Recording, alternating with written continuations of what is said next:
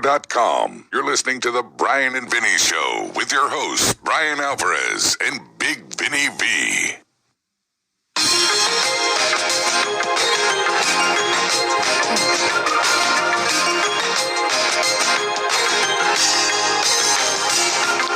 All right, everybody, it's the Brian and Vinny Show here. It is April 14, 2020, figure4online.com/wrestlingobserver.com. It is our normal Retro Raw Nitro show, but we're not doing Retro Raw Nitro. There's nothing normal about it. There's a coronavirus going on. Yes. And so Vinny is in his bunker in the mountains of North Bend. I'm here in Bothell. I don't know where Craig's at right now. And we are just going to do something different till everything opens up again, which hopefully won't be that much longer. I don't know how much longer that much longer is, but I would bet by June we can finish up these Retro Raw Nitros. That's my hope. I guess we'll have to wait and see. I think that's a reasonable thing to hope for. Yes, I am nothing if not reasonable. Yes. That is what I think is going to happen, everybody. By June, we will finish off this Retro Raw Nitro forever. But until then, we got to do something. And so, once again, we are reviewing Thunder. It's funny because a couple of weeks ago we reviewed Thunder, and we thought that it was going to be a 2-hour show, but it was 3 hours. Yeah. And it was fucking terrible. The worst. And then you were like, we're never doing this again. And it was a mere 2 weeks later that you suggested Thunder or SmackDown. Was that this morning? Yes, that was. Yeah. And that was... To make a long story short, I had about 500 things going on today that I had to take care of all at once, and I really didn't have time to look up anything else. So I happened to have the date, because you asked, let me know the date, and when I scrolled up in my texts, the first date that came up was the date of this Thunder. So it's done. I'll worry about it later. Well, hey, it wasn't that bad. It was way better than that first one we watched. For sure. Like, actually, I'm not sure anything on the show... Everything on this show may have been better than everything on that show, except like Ric Flair. I would say that's probably a pretty good, yeah. A pretty fair bet. Well, I guess there's only one way to find out, Brian, and that's to start talking about it. There's only one way to get started, Vinny, and that is to get started. Let's get started. WCW Thunder, January 15th, 1998. 23 years ago, not this week. Clips from Nitro. And before we even get into this, one of the reasons Thunder became Thunder was because it's so very clearly from the outset, this is the B show. They made it clear, this show is missable. They recap what happens on the A show on Nitro. Virtually nothing important actually happens on Thunder. And on Nitro, I guess they showed clips from Thunder once in a while, but it never seemed important. And watching this show, it doesn't come off as important. Well, I can tell you that compared to WWE's B shows, this was way more of an A show than the WWE's B shows. I can tell you that much. Like, stuff happened on here, and there were stars on here, but it certainly was not Nitro. And when we always watched Nitro, it was like they would occasionally tell us a thing or two from Thunder, but, I mean, we never knew what was happening on that show. It was just a mystery. On Nitro, you get like a 10 to 15 second clip of Thunder. On Thunder, you will get a 5-minute video recap of what happened on Nitro. Well, I mean, it is only the first 2 weeks, Vinny, so it's possible that by week 5, we will no longer have anything from Nitro on this show. It'll be in its own universe. We'll see. So on Nitro, the reason I bring all this up, Diamond Dallas Page challenges Randy Savage and Kevin Nash to team up and face him and Lex Luger here on Thunder.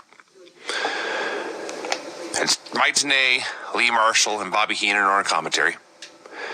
Another recap of Monday. So, 2 things going on right now. This is the era where the NWO is just starting to split up. The factions were forming. The splinters were starting to show. Oh. What a storyline this ended up being. Yeah. The demise of the NWO and the return to glory of WCW. Absolutely, yes. And among those feuds, Kevin Nash now is feuding with the Giant. So Giant is WCW at this point. And I forget, honestly, if this is before or after he was in the NWO. It all changed so fast. But the gimmick is they were already booked for Starrcade, and Nash just didn't go. In storyline. He just didn't show up. So, to guarantee that Nash shows up for a rematch is sold out, WCW is demanding that Kevin Nash and or the NWO pony up a $1.5 million performance bond. to show up to face the Giant on January 24th. So Giant's in the ring, J.J. Dillon's in the ring, I believe it was Shivani in the ring handling, the mic. What does Nash get out of all of this?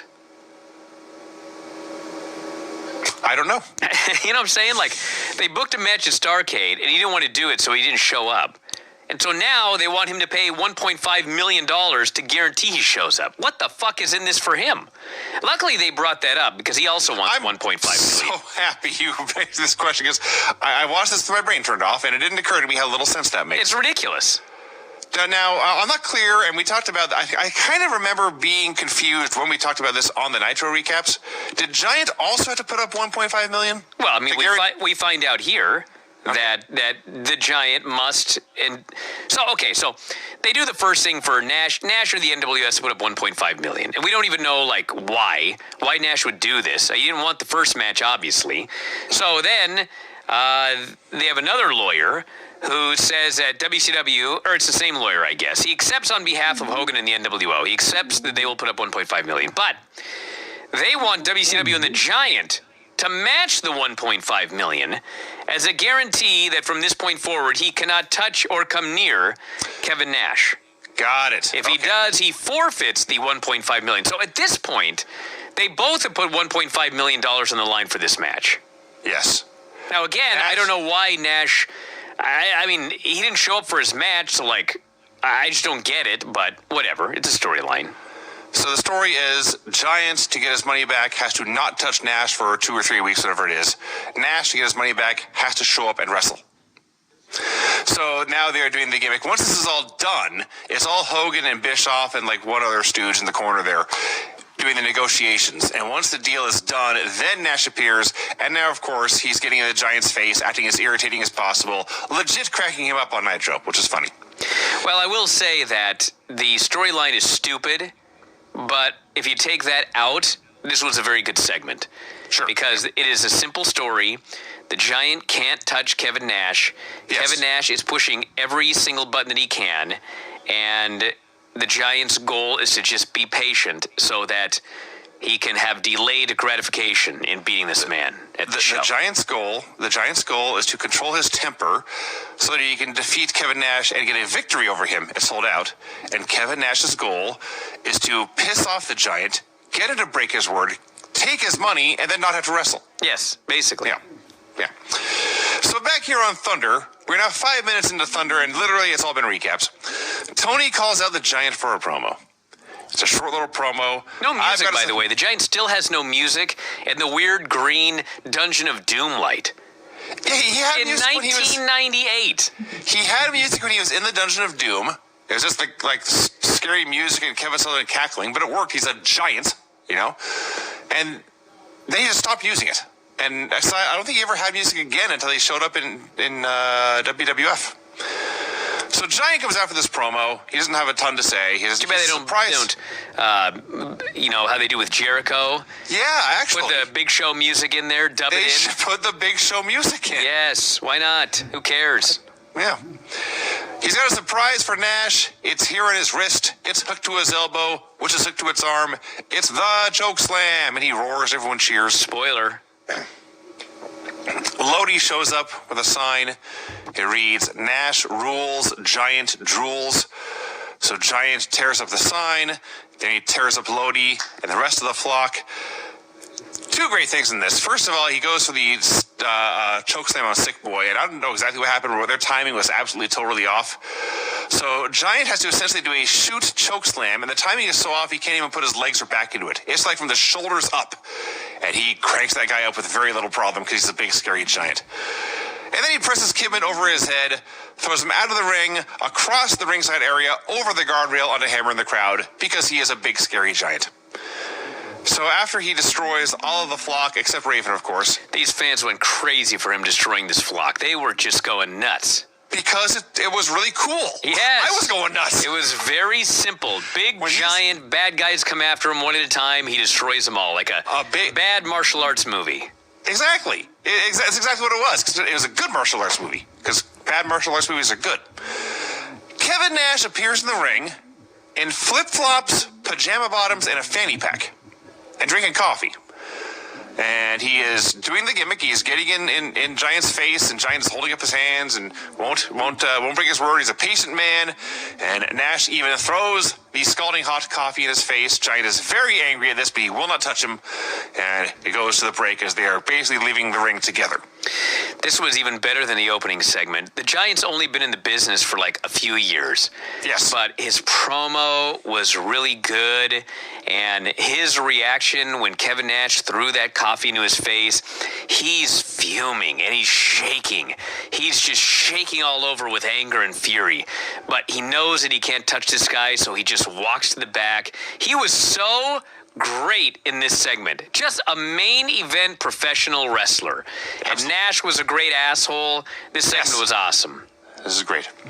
More clips from Savage of the NWO all fighting each other. So Savage at one point punched Eric Bischoff, which results in Savage being fined by WCW. Yeah, this was bizarre because the segment, we saw it last week, it was Randy Savage is going crazy, and Eric Bischoff he's behind him, and he grabs him by the shoulder to calm him down, and Savage just turns around and accidentally punches out Eric Bischoff. So he accidentally punches the head of the NWO, and somehow WCW is fining Savage $5,000. What? I don't know. This is what I can't explain to you. We have a trios match. Black Cat and O'Hara and Ghetto versus the Steiner brothers and Ray Traylor. As they're making their entrances, we get apparently breaking news. Oh my God. So Mike Tenay goes, DDP has apparently been mugged in the parking lot. And we don't know if he's going to be on the show here tonight. So Lee Marshall, because that's your announce crew, it's Mike Tenay, Bobby Heenan, and Lee Marshall, Stagger Lee. Lee Marshall, upon hearing this news, says, well, DDP's got a match tonight. He'll be fine. I'm sure he'll be here. I was like, what? What are you fucking talking about?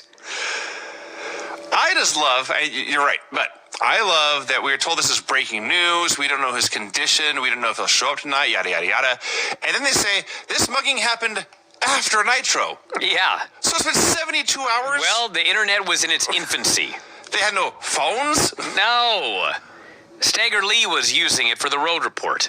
So it was unavailable. The phone. Yes. The phone in WCW? Yes. That's actually totally plausible. So O'Hara is doing this match in a monk's robe. Well, they do announce, by the way, that DDP is there, and he is backstage having a conversation with J.J. Dillon about this mugging and his desire to wrestle tonight. Got it. Which Stagger Lee has told us, without question, he's going to do. Yes. So they had an NXT match, by which I mean they did 5 minutes of intros, wrestled for 60 seconds, and then went to commercial.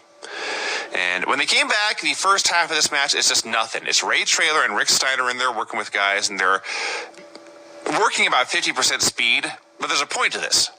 There's the guys just in there doing stuff, and none of it means anything. None of it is terribly good or bad.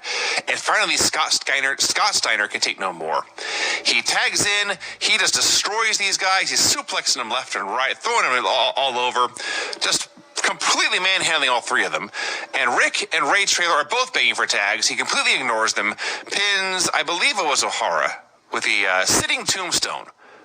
And Rick and DiBiase are just bewildered. It was a Steiner square driver. I see, yes.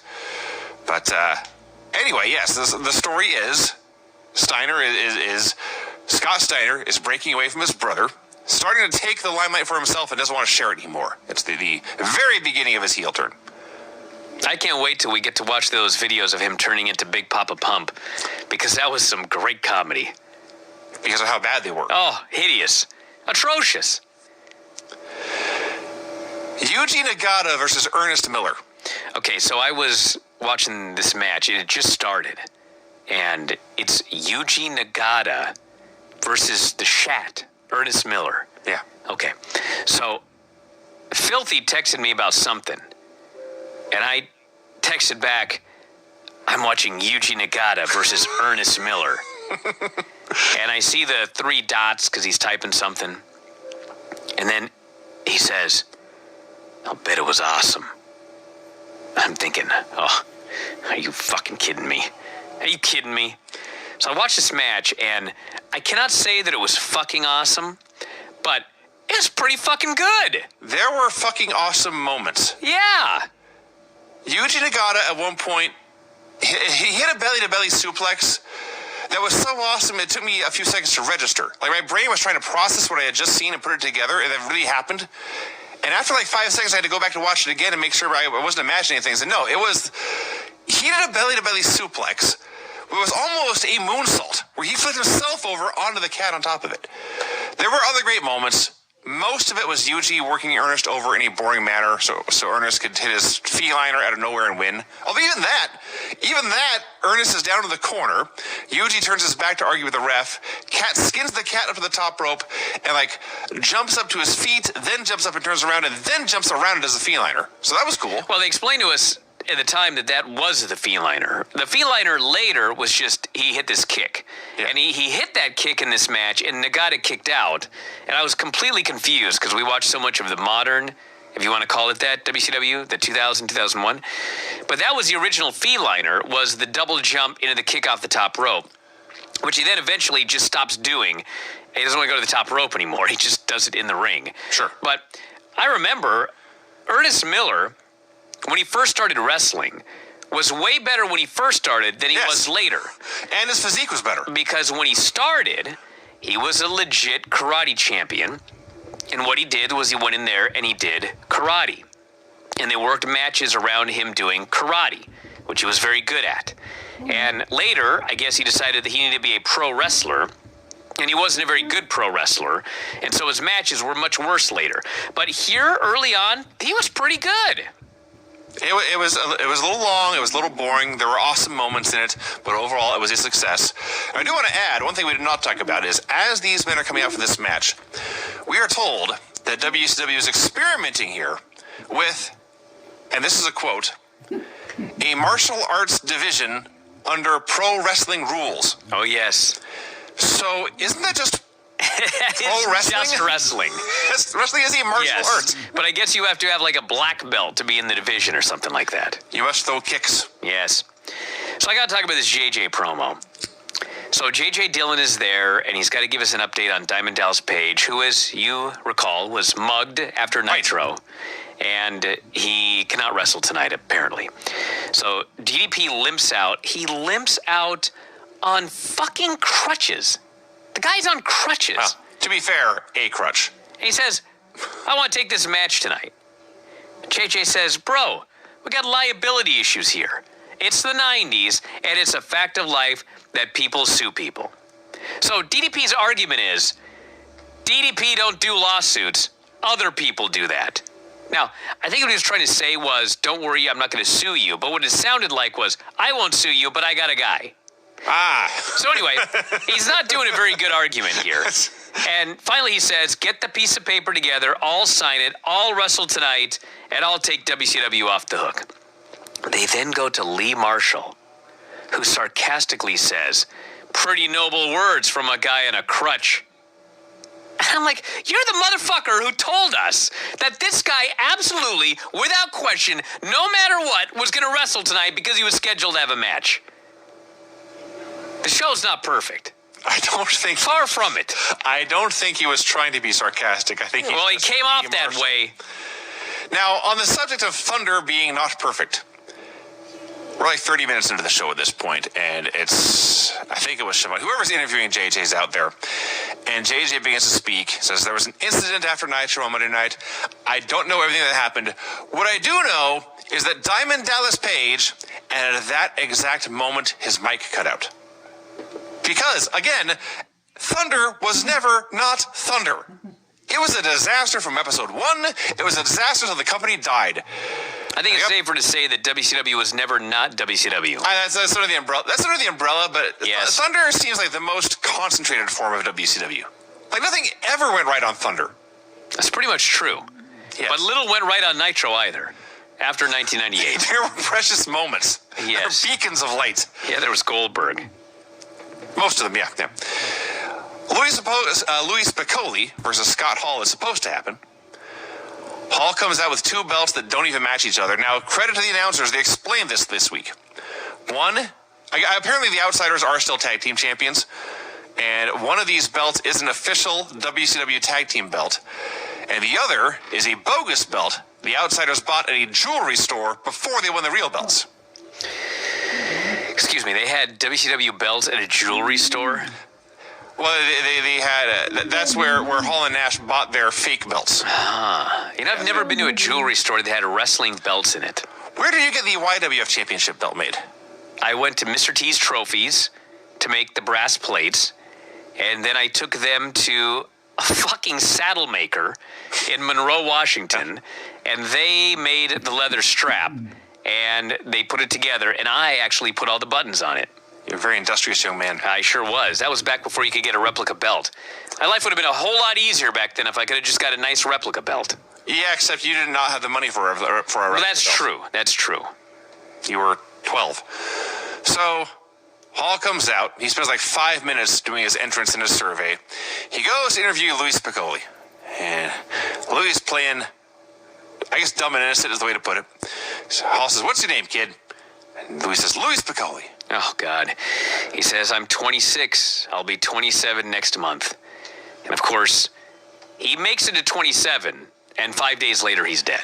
It's this show is the 1 month prior to his death. Yes. He died on this is the 15th of January. He died on the 15th of February. Yes. And then Hall asks, "Are you here to see WCW or the NWO?"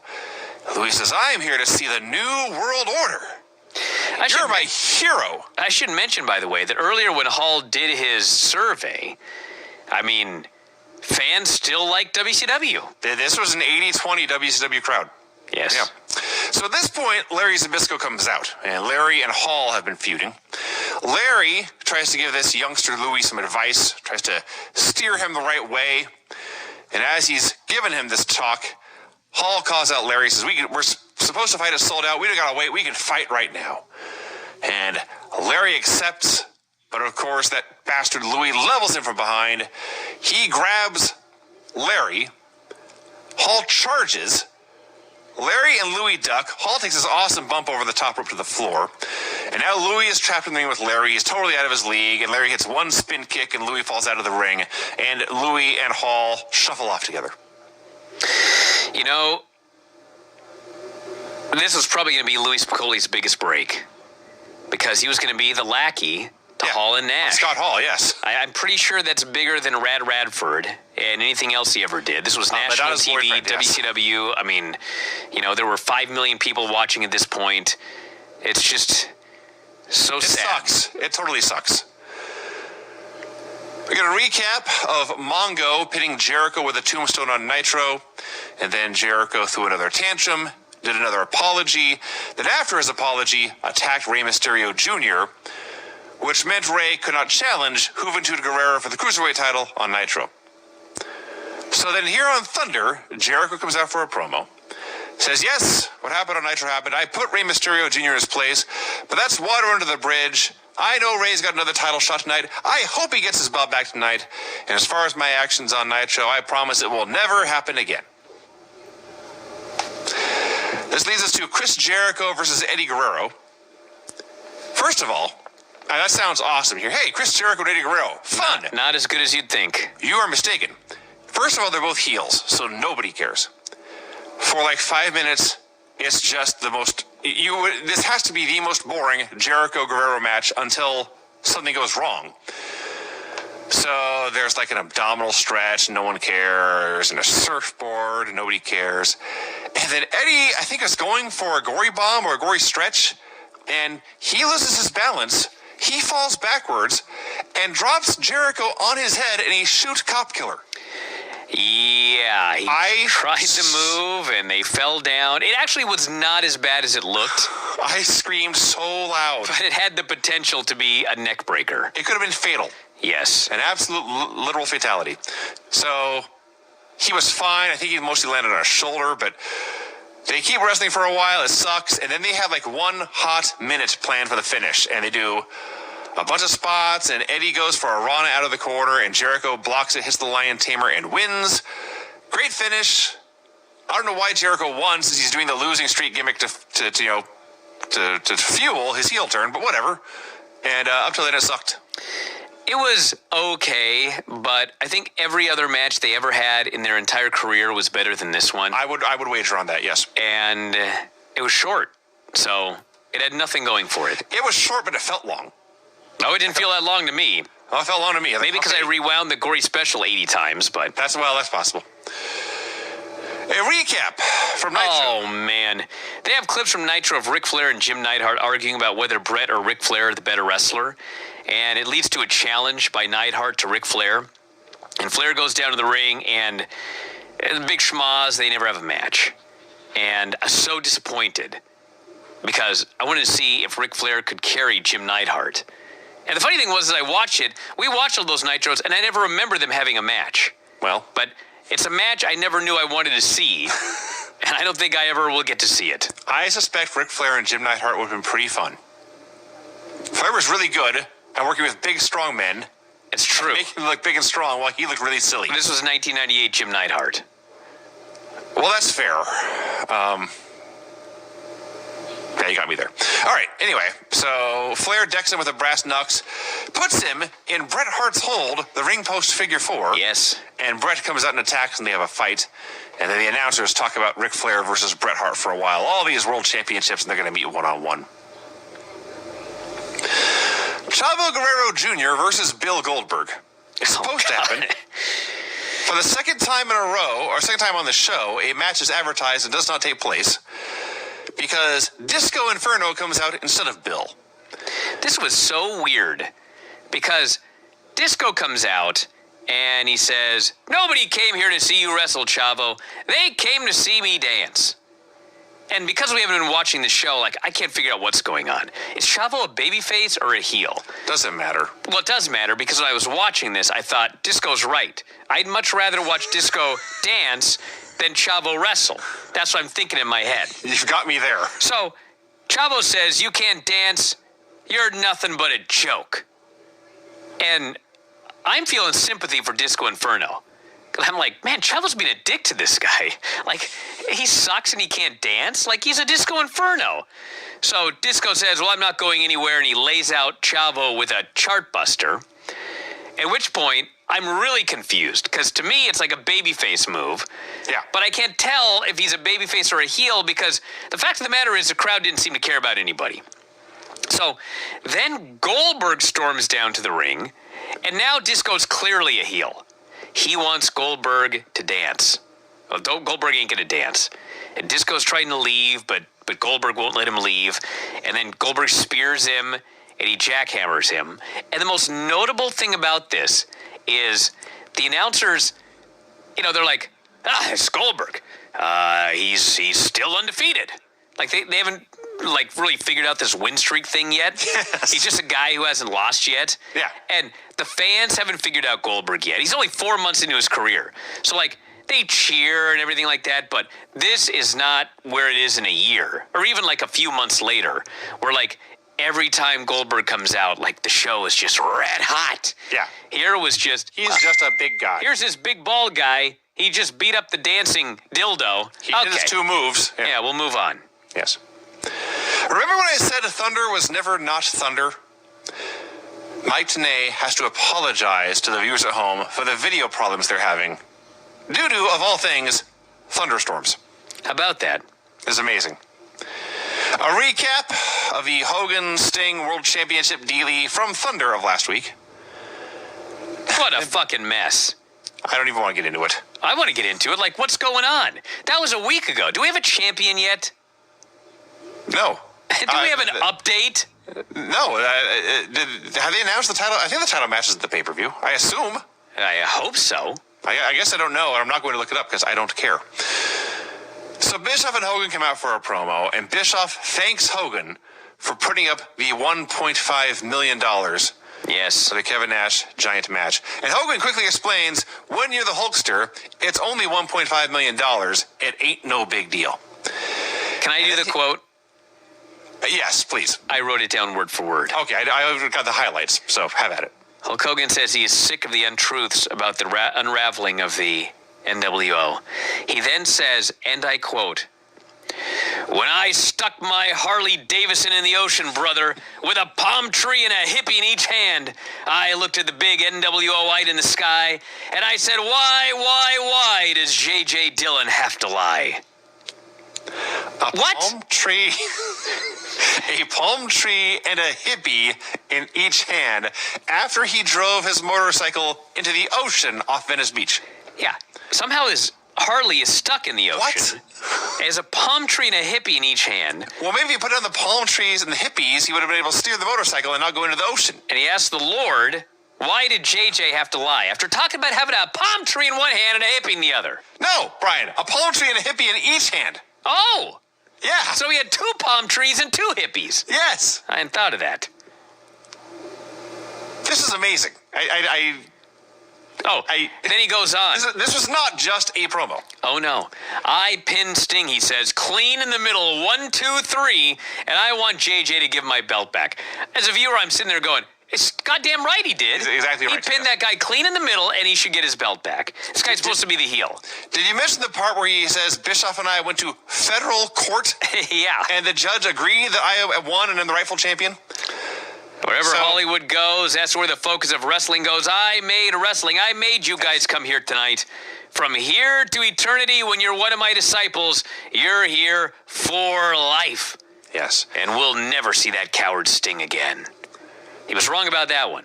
There was one point in here where he says, I demand that J.J. Dillon come out and give me the belts tonight. Or on Nitro. He's kind of indecisive. It was very strange. Juventud Guerrera versus Rey Mysterio Jr. They had a great minute of action to start and a great minute of action in the end, and not much happened in the middle. Dude, Hoovy. This guy getting the heat was death. Yeah. He did 2 cool moves during the heat. He did this insane...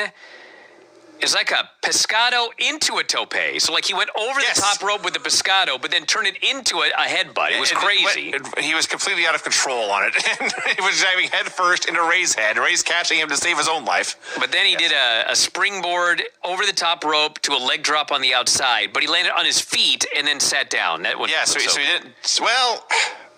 It's still, I mean, yes, he did it in a way to protect himself and not break his ass or tear his urethra like Johnny the Bull did taking the same bump. But it still, I mean, if a guy landed on his feet next to you from 6 feet in the air and then sat on you with his ass, it would hurt.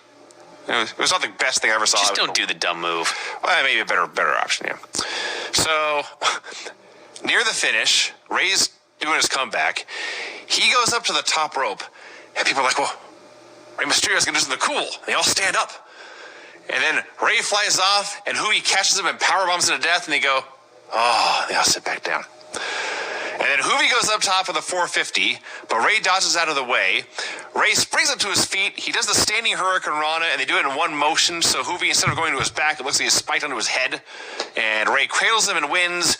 He wins the match. He's the champion again. Place goes nuts to the finish. There was life at the beginning of this match, and most importantly, there was life at the end. So again, I would credit this as a success. It was good. If they would have cut out a bunch of the middle, it might have been great. Yes. This was a great 3-minute match stretched out over like 8 minutes. More from Nitro as Liz goes to ringside, tells Lex Luger she needs help. Lex doesn't want to help her. It's a distraction so Savage can jump in from behind. This leads to our main event here on Thunder. Randy Savage and Kevin Nash versus DDP and Lex Luger. I have no idea why I wrote like 5,000 words for this fucking Well, match. there were 5,000 things that happened, but none of them mattered. Well, yes. But for some reason, I just recapped all of them. I don't Yes, even know why. Well, It's my job, I guess. You assume at the time some of this must matter, and in the end, none of it does. That is true. I write as I go. Yeah. So Paige is limping out there, and Lex just looks at her and says, dude, what are you doing? Go to the back. I got this tonight. So Paige starts to go to the back.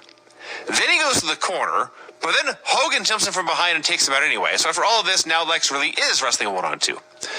Except, as soon as the match begins, Savage and Nash can't get along. They're not tagging each other. They're almost hitting each other. They're threatening to hit each other. Hogan is standing in between them, trying to make peace the entire time. Lex makes his big comeback. Well, before we get to the comeback, I did write this down, and this is important. Savage and Nash are having problems, okay? But Savage takes down Luger and he's pounding on him. At which point, Kevin Nash randomly grabs Randy Savage and throws him outside. At which point, Hulk Hogan yells at Savage for being a bad partner. What? I don't know. I don't know. So, as Lex is running wild, Hogan hits the ring. And it appears that as soon as he hits the ring, the ref calls for the disqualification. But he doesn't. But the bell doesn't ring for several minutes more. Yes. So Hogan goes after Lex, but Lex grabs him, puts him in the rack. Nash goes after Lex. Lex puts Nash in the rack. Savage then comes off the top rope with an axe handle. He hits Luger. Luger falls one way. Nash falls the other. Savage looks at them both and makes it very clear he was aiming for his tag team partner Kevin Nash and hit his opponent Lex Luger on accident. He was aiming for the man in the rack. Yes. Because that's not painful enough. I must give him an axe handle as he's in the rack. The ref is just watching all of this, and he's just standing there. He's not calling for the bell. And as much as every fucking Nitro ends with a fucking DQ in the main event, this was like stupid. What the fuck's going on here? Well, there's more, Brian. Yes. As Lex Luger is wrestling Hulk Hogan for several minutes in the match, more stuff goes on. Hogan accidentally boots. They're in the ring, right? The ref's there. Randy Savage has Lex Luger's arms, and Hogan is coming off the ropes for a big boot. This is all fine with the ref. Then Luger ducks. Hogan boots Savage. Hogan then proceeds to chew Randy Savage out for getting booted. Yeah. A proper You heel. idiot. Hold on to that guy tighter. You bumbling fools. These are proper heels. So then the Giant comes out. The 7-foot, 500-pound man is in the ring, also not a DQ. Now, the best part of this entire segment, by 1,000 miles, as Hogan is chewing out Randy Savage, he takes a step backward, he bumps into the Giant, who is unmistakably the Giant, and then we get Hogan selling for bumping into the Giant. And he looks to his left, and he looks to his right. He sees the fans going crazy, and he is well aware of what's about to happen. He does a giant Vince McMahon gulp. Yep. And then after all of this, he turns around and sees the Giant and still freaks out. Oh, yes. It was awesome. So the Giant choke slams this guy, okay? Mm-hmm. Still not a disqualification. Right. Which I guess you could argue, well, it was two men not in the match. Neither man is in the match. Yes. So Savage runs for his life. And the Big Show, the Giant, threatens to choke slam Nash, even though he's not allowed to touch him. Nash, of course, is taunting him. Then the whole NWO hits the ring. Yes. It's still not a disqualification. 50 guys are in the ring. And finally the ref goes, I believe this might have gotten out of hand. Now he calls for the goddamn bell. I was like, fuck. You teased me that long that you weren't going to have a DQ in the main event, as stupid as it was, and then you just called for the goddamn bell anyway? I am fairly certain that at the point he called for the DQ, none of the legal participants in the match were actually in the ring. It was just like Buff Bagwell and Scott Norton hitting the Giant. And that was a DQ. So the good guys run wild. The show ends with Sting, Luger, and Giant standing tall in the NWO fling. Hey, I was going to tear it apart, but you know what? The show ended with WCW standing tall and running off the NWO. One of the rare occasions. We'd had a full year of it being the other way around. Yes. And the WCW guys clean the ring, and they're all standing tall. And the NWO, we got two factions. The NWO is splitting apart. They're all infighting. Yes. And it's like, you know what? It's a fucking good story. Sure. The NWO ran roughshod on WCW for a year, but now they're self-destructing. Yes. And WCW is going to rise from the dead. We thought they died at Starrcade. But they didn't. They're going to turn the ship around. No. I mean, WCW thought the NWO died at Starrcade. But though they have come back to still challenging for this world title, there's irreparable damage was done. Sure, forget Starrcade. The whole point is, this NWO is falling apart, and now it's time for the baby faces to turn it all around. You would think so. Okay, well, spoiler, everybody. That doesn't fucking happen, and this company goes out of business. 0% of that happens. The show was still way better than last week. A million times better than last. Way better. It's not a bad show, really.